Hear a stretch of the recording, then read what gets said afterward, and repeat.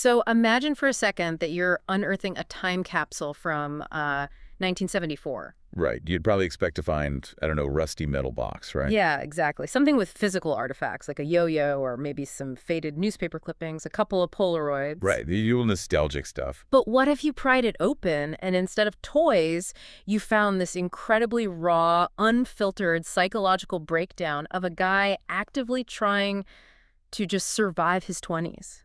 I mean, that completely shifts the paradigm. It really does. You're no longer looking at, a neat package of historical fads. You're looking at this living, breathing ledger of human evolution. Just laid bare. And that is exactly what we're getting into today. Welcome to the deep dive. Our mission for this one is to unpack a completely fascinating, deeply personal manuscript. It's titled The Seasoning of a Man Book 1. Docs. Yeah, the author is Michael Zbinden. He's an art lover, and he currently runs a YouTube channel under the name The Watching Eye. Which is a great name, by the way. It is. But our source material today focuses on his older stuff.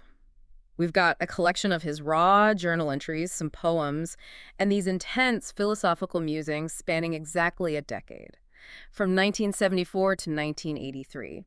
And we should probably clarify that title right away, actually, because when Zbinden says seasoning, he is definitely not talking about culinary spices. No, definitely not. He's talking about the weathering process. Think of like seasoning a cast iron skillet. It's about enduring extreme heat, absorbing the elements of your environment, and just building this hardened, resilient layer over time through sheer friction. It's the accumulation of character through hardship, basically. Exactly. And we're tracking a 10-year window where he extracts his own really hard-won insights on independence, the absolute messiness of love, and frankly, the flaws of humanity. Yeah, and he really does not hold back. Not at all. His preface from May 1974 is just this masterclass in setting expectations. He boldly warns the reader. He writes, I am sure, offend most everyone at least once. Wow. Right. He says he writes to tantalize, to reflect, and then he drops this incredible line. He says, this is my glorification and my revenge for all you are. That is heavy. It's like he's treating the journal as a psychological mirror. He absolutely is. He's telling the reader that his observations aren't just his own isolated complaints. They are a reflection of society, warts and all. Yeah. And he plans to hold that mirror up to the world regardless of who it ends up offending. Well, before we really get into his philosophies, I want you, the listener, to just pause for a second. Think about your own journals. Or even digital notes. Right. Digital notes, old social media posts, whatever it is, from exactly a decade ago. Oof, that's a scary thought. It is. What would they reveal about your own seasoning?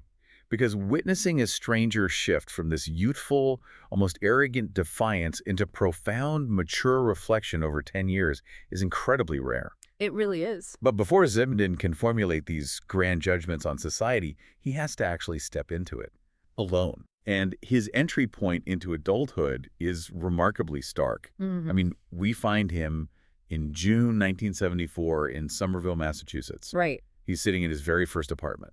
And the space is almost completely devoid of comfort. He describes a bed, some simple chairs, a table, and literally nothing else. Just a blank slate. Yeah, the physical emptiness is striking, but the catalyst for why he's sitting in that empty room is what really sets the trajectory for this whole decade. It's the grocery bag rule, right? Yes, the brown paper grocery bags rule. His father instituted this. Yeah, so his father provided the absolute necessities: a roof, food, basic intelligence. But he made it very clear that this support came with a definitive boundary. A harsh boundary. Very.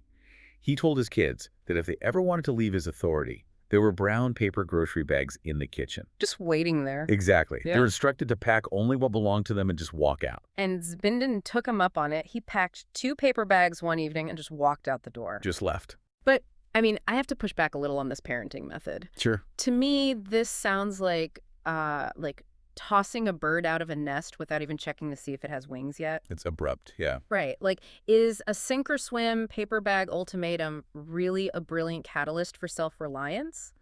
Or is it simply a deeply isolating, cold way to push a kid away? I mean, the psychological weight of that ultimatum is massive. Zbinden is suddenly forced to construct his own safety net while he's already falling. Right. But the interesting thing is, instead of breaking under that isolation, he leans into it.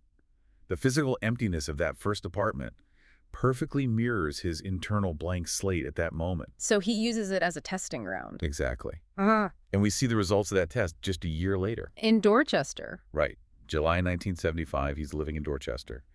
And he writes this profound entry entirely dedicated to the concept of solitude.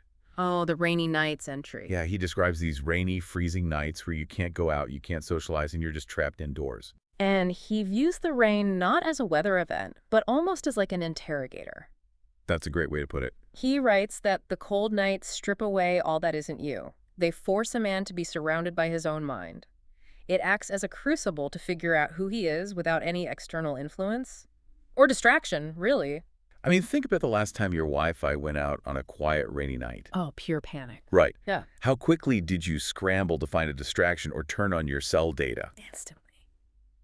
But Zbinden is arguing that your inability to sit in that quiet room is a massive red flag about your character. He actually addresses the reader directly there. He does. He says, "You who cannot entertain yourself can find no joy in just being alone. What do you have I would be interested in?" So brutal. Right. And he finishes with, "If you bore yourself, surely you would bore me." He takes complete ownership of that emptiness. He demands of himself that he has to become an interesting, sustaining companion to his own mind before he even attempts to offer anything to the rest of the world.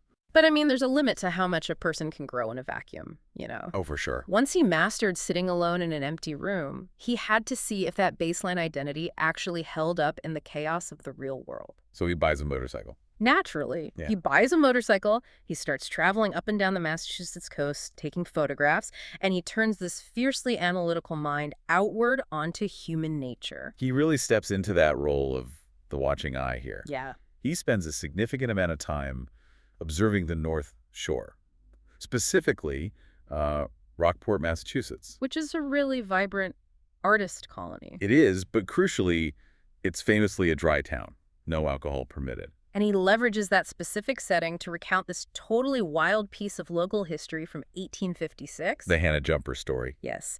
The story goes that this woman, Hannah Jumper, led a procession of 200 women armed with actual hatchets Literally carrying hatchet. through the center of town.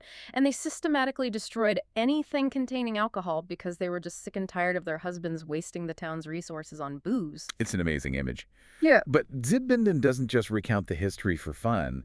He extracts this macro lesson from it. Right. Sitting in the sunshine of modern-day Rockport, he observes how people today have endless, definite opinions on how the world should operate. Oh, yeah. But he notes that society spends vastly more time arguing over trivialities than actually solving any problems. He sees the paralysis of modern discourse. Exactly.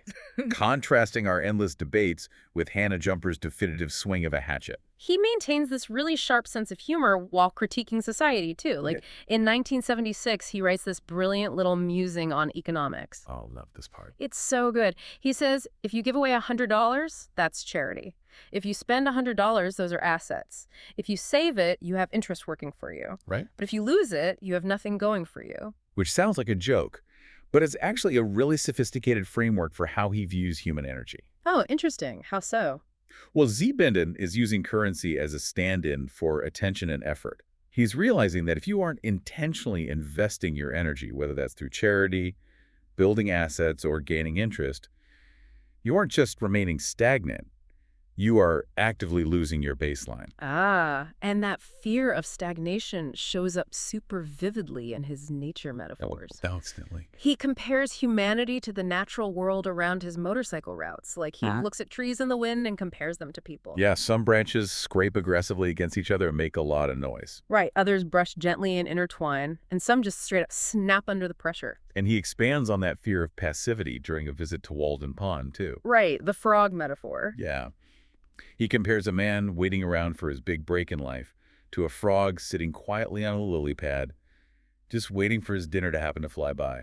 And his conclusion of that frog metaphor is devastatingly blunt. He says, one of them may as well croak. The pun is so good, but so dark. He absolutely refuses to accept a life where you just wait for things to happen to you.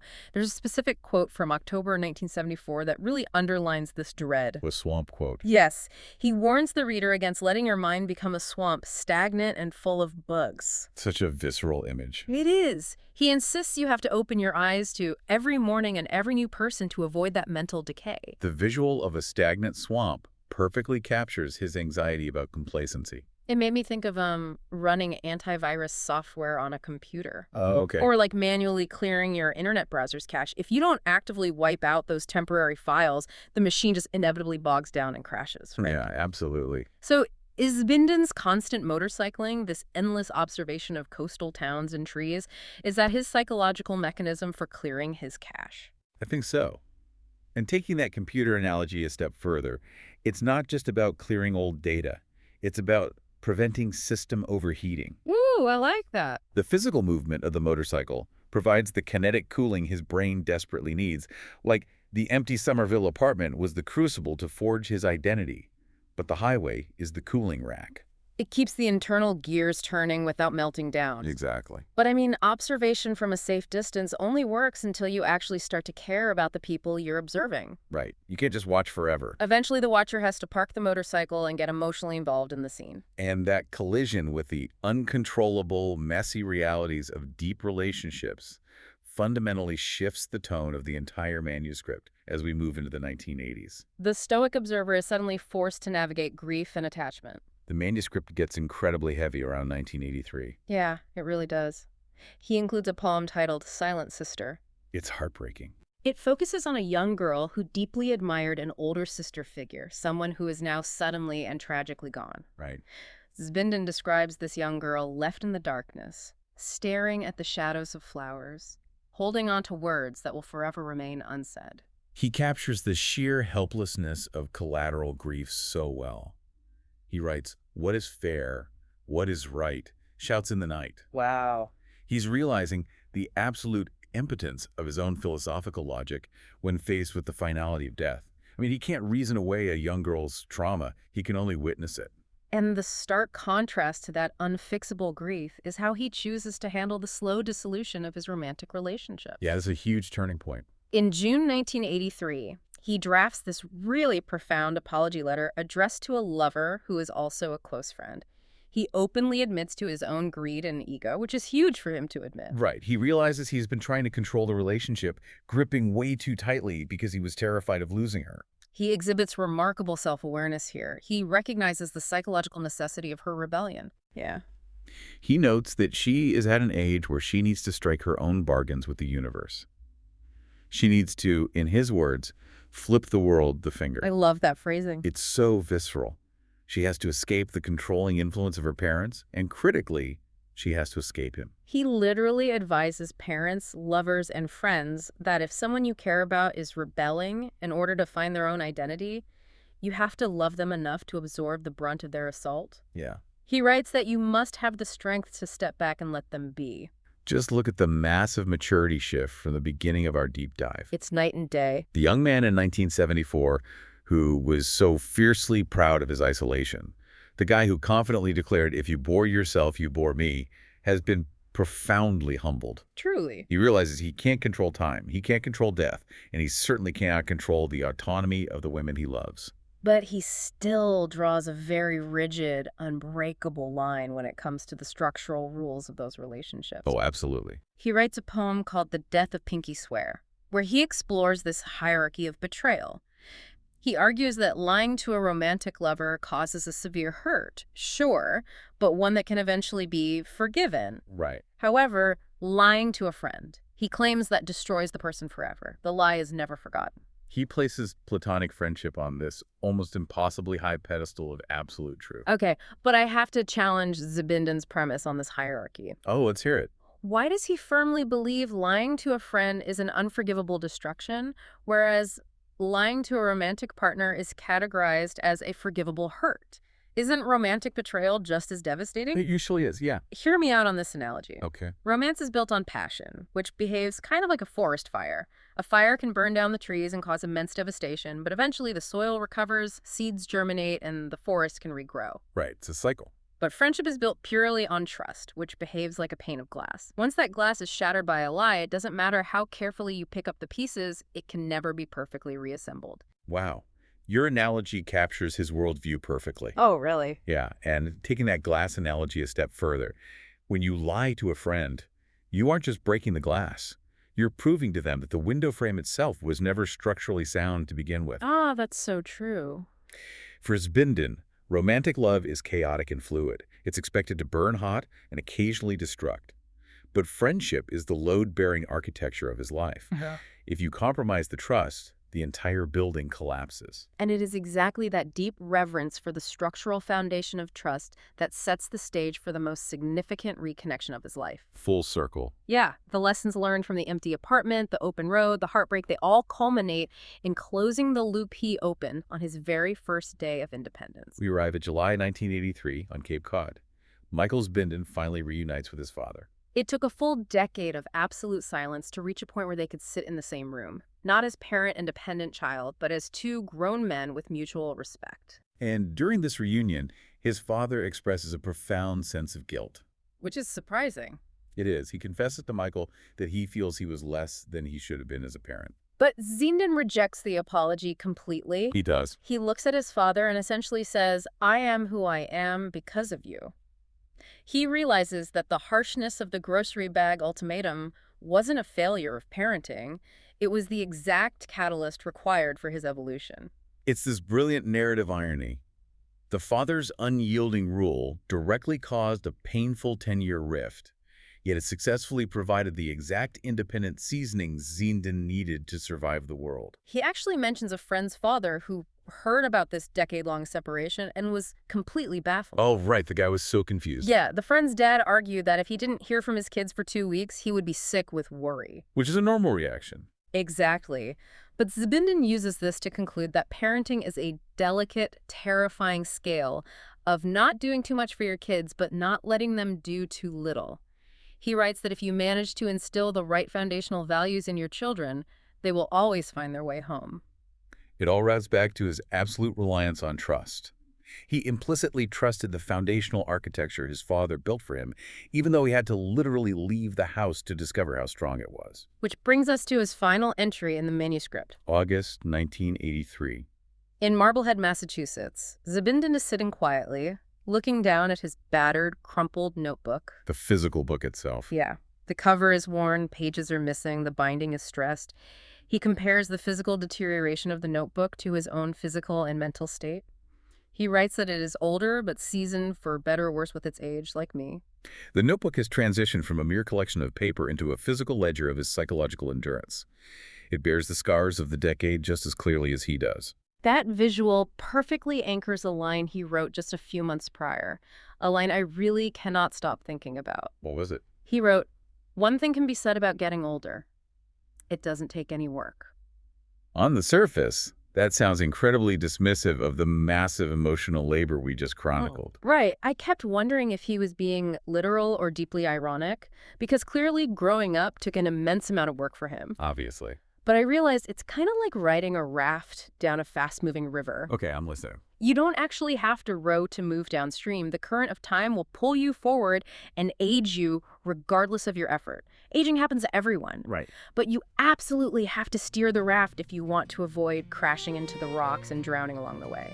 The steering is the work. The seasoning is the work. That distinction is vital. You do not have to work to accumulate calendar years, but you must work tirelessly to accumulate wisdom. The river will take you. But the severity of the bruises you sustain depends entirely on how well you navigate the rapids. Zbinden actively did the work of navigating. He steered through the rocks. To quickly recap this incredible journey for you, we started in a stark, empty Somerville apartment in 1974 with nothing but a mattress and 2 brown grocery bags. We rode a motorcycle up the Massachusetts coast, observing humanity brush and scrape against each other like branches in the wind. We sat in the heavy silence of losing loved ones to time and felt the agonizing maturity required to let someone you love walk away so they could find their own identity. And finally, we arrived at the quiet grace of the Cape Cod reconciliation. A son returning to his father, carrying a battered notebook filled with the hard-won wisdom of a seasoned man. It's a powerful reminder to you, listening right now, that you are actively writing your own seasoning every single day. You're documenting it whether you use a physical journal, type it into your digital notes app, or simply encode it into the way you treat the people around you. You are leaving a permanent record of your navigation down that river. So I want to leave you with a final thought to mull over as you go about your day. Very early in his journal, back in 1974, Zbinden is standing on a beach in Gloucester. Okay. He bends down, writes a message in the wet sand, and watches as the ocean waves casually roll in and wash it away. He notes that washing the message away is their purpose. Right. Nature doing its thing. Yet knowing full well that time acts exactly like the ocean, he spent the next 10 years meticulously writing his entire life down in a physical notebook. A notebook that eventually will inevitably degrade and be lost to history, suffering the exact same fate as the message in the sand. Exactly. So if the notebook is destined to be lost anyway, is the true value of journaling found in the ability to read it years later as an artifact? Or is the magic entirely contained in the physical act of writing it down in the moment, simply to clear the mind?